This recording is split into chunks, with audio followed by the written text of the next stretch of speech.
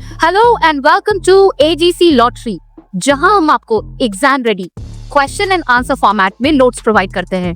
मैं हूं डॉक्टर आरुषि गौर चौहान और आज से हम स्टार्ट कर रहे हैं ब्रांड न्यू सीरीज ऑन भारतीय न्याय संहिता 2023। ये है हमारा lecture 1 on the topic elements of crime part 1। Part 1 इसलिए क्योंकि इस पार्ट में हम 2 क्विक लाइनर्स करेंगे और शॉर्ट नोट करेंगे। 2 क्विक लाइनर्स में हम करेंगे crime, what is crime and mens rea, and short notes में community service and death penalty. ये पार्ट 1 है। इसी पर पार्ट 2 आएगा जिसमें हम लॉन्ग क्वेश्चन करेंगे और सिचुएशनल क्वेश्चन करेंगे, जो कि हमारा होगा लेक्चर 2। यहाँ मैं आपसे एक प्रॉमिस करना चाहती हूँ कि इन 4 क्वेश्चन में से शॉर्ट 2 क्वेश्चंस आपके एग्जाम में आ ही जाएंगे, स्पेशली मेंस रिया। ये तो टीचर्स का फेवरेट क्वेश्चन होता है, ओके और ये आपका बेस भी बनाता है। ये जो चारों क्वेश्चंस है, they will form the foundation of your criminal law. तो इन चारों को कैसे लिखना है, इन चारों क्वेश्चंस को कैसे लिखना है, अब हम देखते हैं। Coming to 2 quick liner question, starting with the first question. तो पहला क्वेश्चन है, what is meant by the term crime under criminal law. तो क्राइम का सिंपल मतलब होता है ऐसा कोई भी एक्ट जो लॉ के अगेंस्ट हो, ऐसा कोई भी एक्ट जो लॉ के अगेंस्ट हो और जिसके लिए पनिशमेंट हो सकती है, it becomes a crime. Okay, but ये हम इतना कैजुअली एग्जाम में तो लिख के आ नहीं सकते, तो हम क्या लिखेंगे? A crime is an act और omission punishable under criminal law. Now, just understand act और illegal omission. इनका मतलब होता है कुछ करना जो नहीं करना चाहिए या कुछ ना करना जो करना चाहिए था। Okay? Now there are two major conditions for crime. First condition is it requires a wrongful act or actus reus, okay, actus reus, the wrongful act. And second condition is your guilty mind, that is mens rea, okay, so actus reus and mens rea. अब इसका formula बहुत interesting है और ये short आपको marks दिलाएगा, because this is something unique जो आप अपने एग्जाम में लिख के आएंगे and which will definitely impress your teacher. Because see, ये सब पढ़ने में तो टीचर को टाइम लगेगा, but this is something short आपने लिखा, टीचर को समझ में आया एंड आपको दे दिया 2 marks immediately. So formula is act plus guilty mind equals to crime. Very simple. अगर आप ये सब भी नहीं याद कर सकते हैं, फॉर्मूला याद कर लो। Now coming to our second question, that is what is mens rea. तो हमने अभी देखा कि मेंस रिया क्राइम में जरूरी है। अब इसको डिटेल में समझते हैं, क्योंकि ये एक इंडिपेंडेंट क्वेश्चन भी बन के आ सकता है। सो मेंस रिया का मतलब ये होता है guilty mind, okay, guilty mind of the accused at the time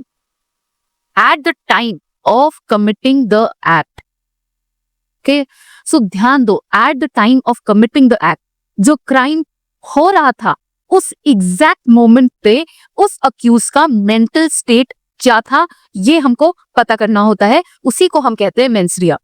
now it includes intention और नॉलेज। ये बहुत इंपॉर्टेंट है।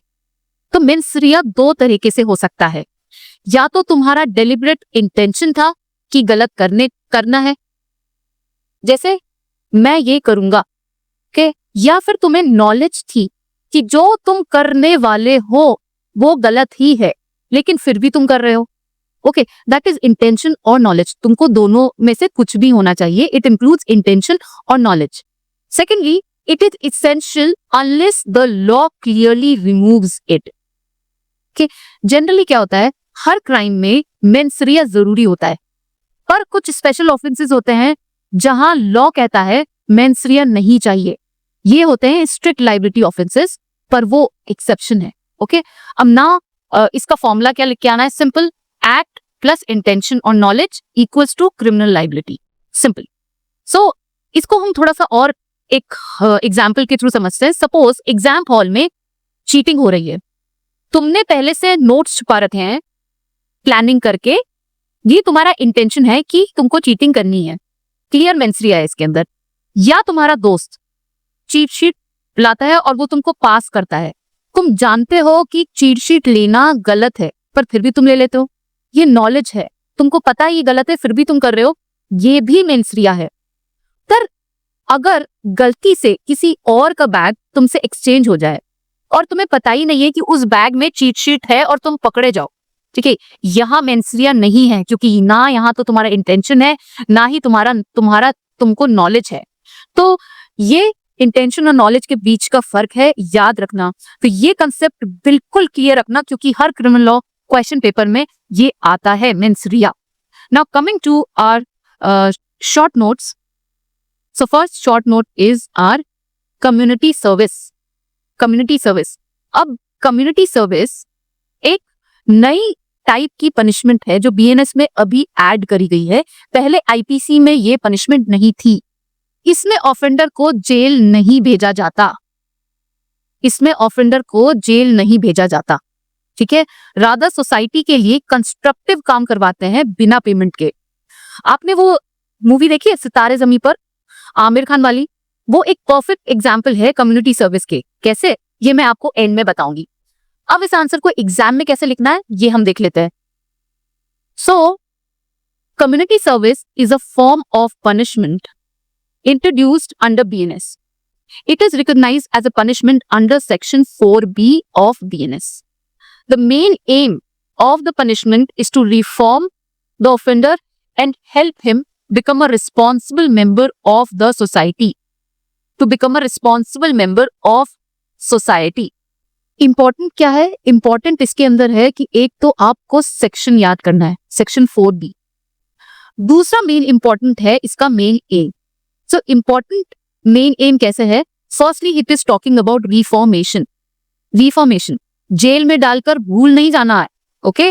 उसको हेल्प करनी है, उसको सुधारना है। किसको? आपके ऑफेंडर को सुधारना है और सोसाइटी में एक रिस्पॉन्सिबल मेंबर की तरह वापस लाना है। फाइन, रिफॉर्मेशन, ऑफेंडर को ठीक करना है, रिफॉर्म करना है, सुधारना है। In this punishment, the offender is required to do unpaid work for the benefit of society. Now, keyword इसमें है unpaid, ओके? क्योंकि ये फोर्स्ड लेबर नहीं है, ये एक टाइप का पनिशमेंट है, ओके? पर ये अनपेड वर्क है, ये पनिशमेंट है पर इसकी कोई पेमेंट नहीं मिलती। Now, next point is it focuses on reformation and rehabilitation of the offender. Reformation और rehabilitation ये दोनों मॉडर्न क्रिमिनल जस्टिस की अप्रोच है। Fine, it is not based on revenge और हार्श पनिशमेंट। फिलॉसफी ये है कि पहले सोच रहती कि जैसे ही किसी अक्यूज्ड को पकड़ा जाए उसको सजा दे दो। अब ये सोच, ये फिलॉसफी चेंज हो गई है। अब कैदियों को सजा की बजाय हम सिखाते हैं, हम सुधारते हैं, ओके? करेक्शनल सिस्टम हमारा बनाया है हमने, ताकि हम उनको कम्युनिटी में वापस इंट्रोड्यूस कर पाए। सो community service show that modern criminal law follows a reformative and restorative approach instead of only punishing the offender. Restorative approach क्या होती है कि हम उनको वापस रिस्टोर करते हैं, कम्युनिटी में वापस लाते हैं, उसी सोसाइटी में जिसको उसने हार्म किया था, बट उसको सुधार के हम वापस इंट्रोड्यूस करते हैं सोसाइटी में। इसका फॉर्मूला क्या है? फॉर्मूला है offence, social responsibility and reform. ये बस सीक्वेंस याद रखो। मतलब क्या है? मतलब ऑफेंस किया तो एक सोशल रिस्पॉन्सिबिलिटी निभाओ कि तुमने ऑफेंस किया है। अब तुम्हारी सोशल रिस्पॉन्सिबिलिटी है कि तुम सोसाइटी में कुछ सुधार लाओ और उसके साथ तुम्हारा रिफॉर्मेशन भी होगा। सिंपल। अब कम्युनिटी सर्विस में कैसे पनिशमेंट्स होते हैं इसको इस एग्जांपल से समझ लो। जैसे ऑफेंस तुमने किया तो तुम्हारी सोशल रिस्पॉन्सिबिलिटी है कि आप सोसाइटी को कुछ दो और रिफॉर्म भी करो, खुद को भी रिफॉर्म करो। जैसे cleaning public places like roads, park और government buildings, helping in community welfare activities, assisting in old age homes or shelters, participating in environment और cleanliness drives। ये है। अब इसमें हम सितारे ज़मीं मूवी का एग्जाम्पल लेते हैं और बेटर समझने के लिए। आमिर खान एक एरोगेंट कोच है, ओके, जिससे कम्युनिटी सर्विस की पनिशमेंट मिलती है। उसे इंटेलेक्चुअली डिसेबल्ड अडल्ट्स की बास्केटबॉल टीम को कोच करने का पनिशमेंट मिलता है। इस प्रोसेस में सोसाइटी को बेनिफिट होता है। Fine.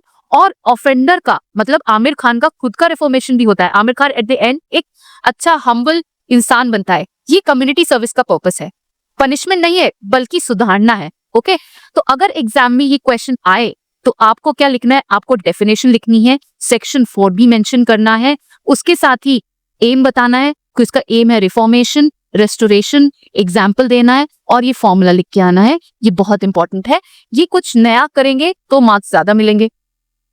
Now coming to our next short note question which is death penalty.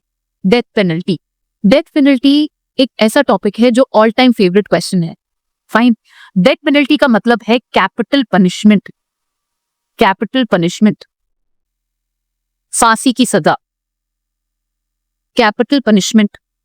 और ये सबसे सीरियस पनिशमेंट होता है क्योंकि सबसे ज्यादा ग्रेव ऑफेंसेस में ये दिया जाता है। Now section 4 BNS list the types of punishment.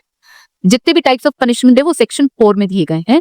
Section 4A specifically recognises death penalty. 4B किसके बारे में बताओ, 4B किसके बारे में, कमेंट्स में लिखना, ठीक है। So section 4A recognizes death penalty as a lawful punishment for the most serious offenses. It is awarded only in exceptional circumstances after careful judicial consideration. So, याद रखने वाली चीज क्या है, एक तो सेक्शन है section 4A and it is given in only most serious offenses. ये दो चीजें आपको याद रखनी है, section and most serious offences में ही ये दिया जाता है, मतलब हर छोटी चीज पे डेथ सेंटेंस नहीं दिया जाता। नाउ नेक्स्ट आपको क्या याद रखना है, एक्सेप्शनल सर्कमस्टांसेस।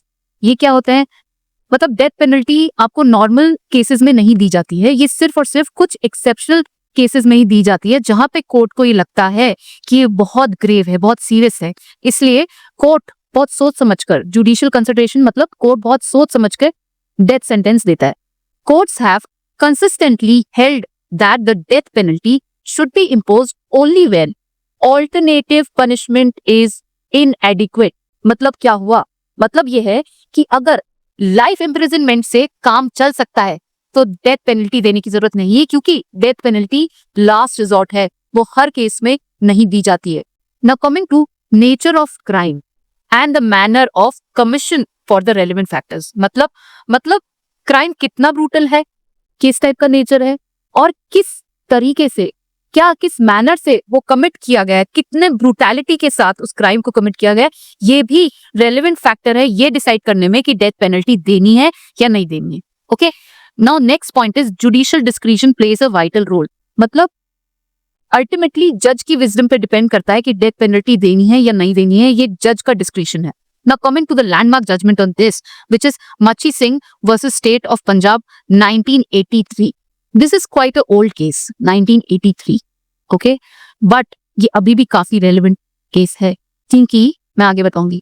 अब इस केस में क्या होता है कि अक्यूज जो होता है वो मल्टीपल ब्रूटल मर्डर्स के लिए कन्विक्ट हो जाता है, और सुप्रीम कोर्ट इसमें बोलती है कि डेथ पेनल्टी सिर्फ आप रेयरेस्ट ऑफ रेयर केसेस में ही दे सकते हैं। okay?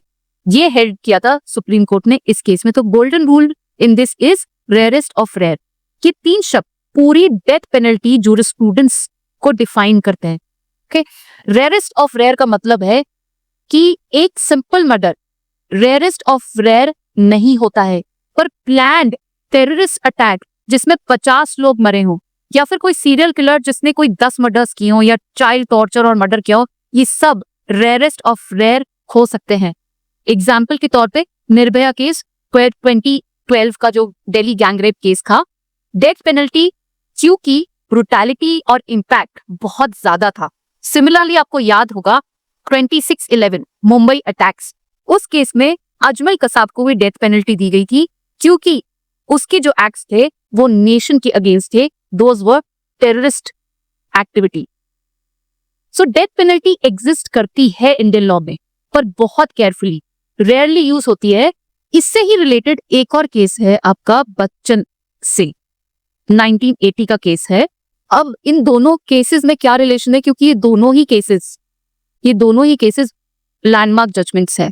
तो बच्चन सिंह का जो केस है 1980 का, इसमें rarest of the rare test को इंट्रोड्यूस किया था, और फिर उसके बाद आया था मच्छी सिंह केस 1983 में। इसमें rarest of the rare test को एक्सप्लेन और ऑपरेशनलाइज किया गया था, मतलब प्रैक्टिकली कैसे अप्लाई करना है इस टेस्ट को ये बताया था. So remember the sequence. Bachan Singh came in 1980 and then followed by Machhi Singh. So exam में सेक्शन 4A लिखो, एक्सेप्शनल सर्कमस्टांसेस मेंशन करो, मच्छी सिंह केस मेंशन करो और rarest of the rare test जरूर लिखो. Corroborate it with a simple example. So दोस्तों, ये था हमारा लेक्चर 1. हमने सीखा क्राइम क्या होता है, मेंस्ट्रिया क्या होता है, फंडामेंटल कंसेप्ट्स, और देखा 2 टाइप के punishments, death penalty and community service. इसके लिए फॉर्मूला याद रखो और एक बार इन आंसर्स को अपने हाथ से जरूर लिखकर प्रैक्टिस करना, क्योंकि नेक्स्ट लेक्चर में हम करने वाले हैं एलिमेंट्स ऑफ क्राइम पार्ट 2, जिसके लिए आपको ये इस लेक्चर की जरूरत पड़ेगी. पार्ट 2 में हम करेंगे लॉन्ग आंसर क्वेश्चंस और सिचुएशन क्वेश्चन.